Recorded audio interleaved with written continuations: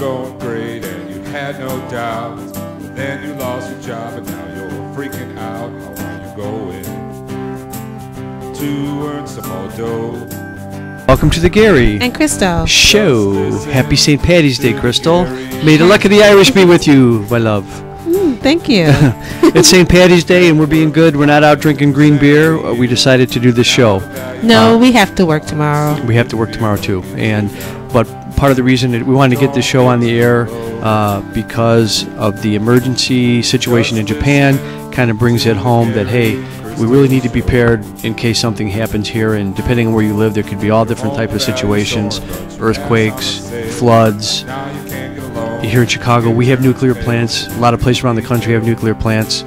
What are you going to do if something happens? And so, you know, we kind of came to the realization. Crystal asked me a question last winter. Hey, if we have this blizzard come and we have no power, no heat, we can't get out of the house, you know, what are we going to do? We kind of looked around and said, no, gee, we're not really ready for that. So she started to put together a plan, and we've got some stuff down here on paper that she put together to kind of organize things, and we're going to go over everything here. It's going to take a lot of different segments. We're going to start out with one today, but I want Crystal kind of go over the basics here with you to get started.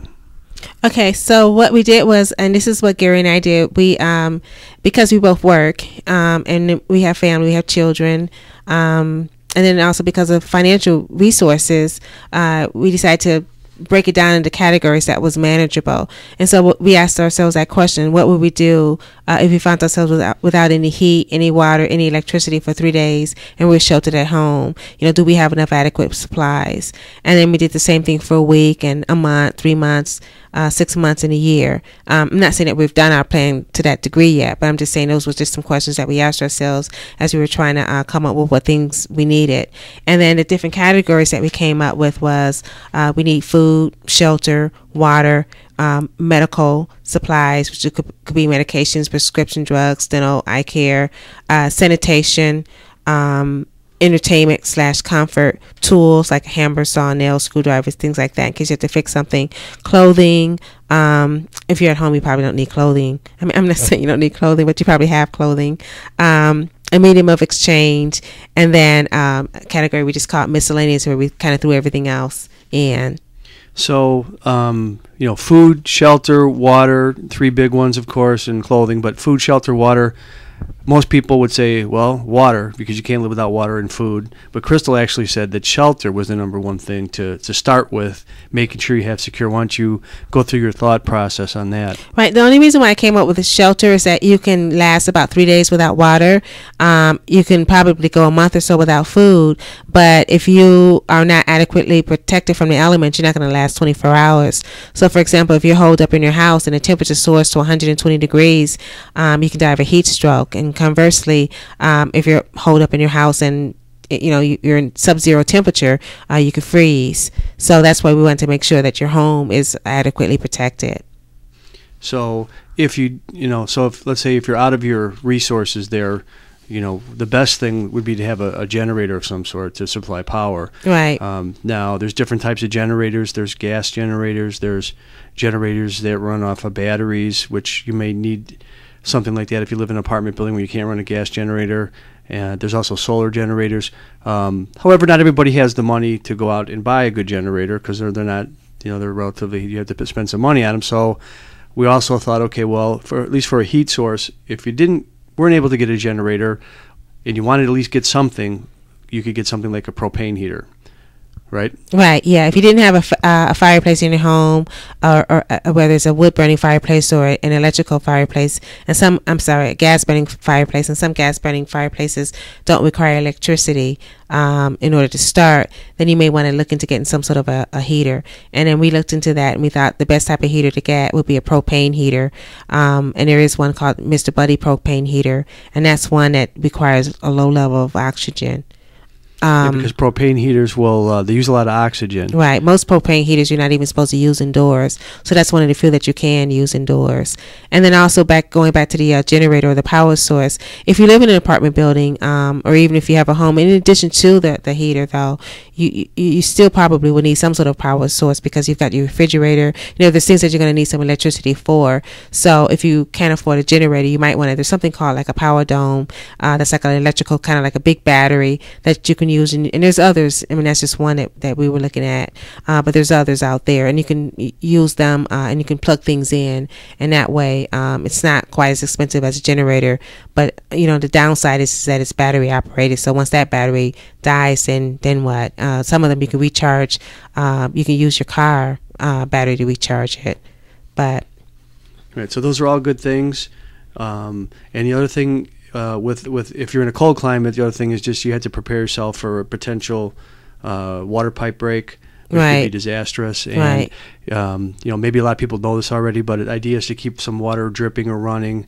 As long as it's moving, it's less likely to freeze.